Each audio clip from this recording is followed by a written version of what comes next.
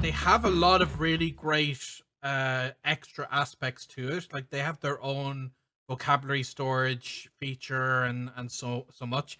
But again, I try to keep it simple. I just listen to the lesson. I take my own notes to add to my own vocabulary list.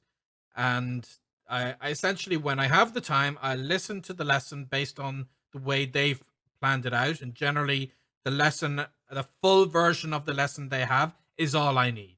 If there are specific words that I think are especially important for whatever reason, I will go into the lesson like details a lot more and really pin down maybe the play a specific dialogue point from a specific person.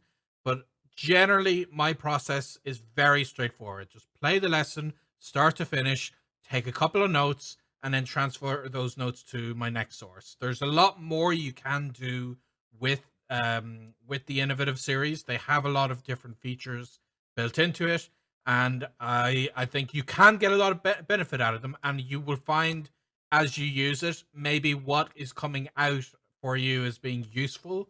But for me personally, I keep it very simple. I just listen to the lesson.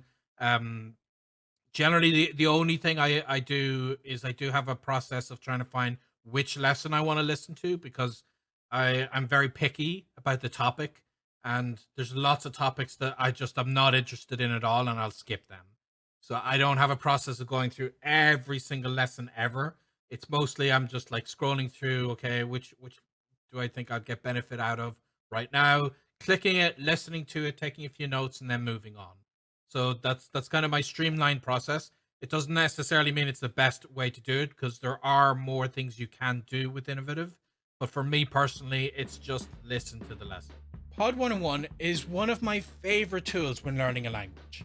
Please sign up using our link to help the channel and get access to loads of free materials.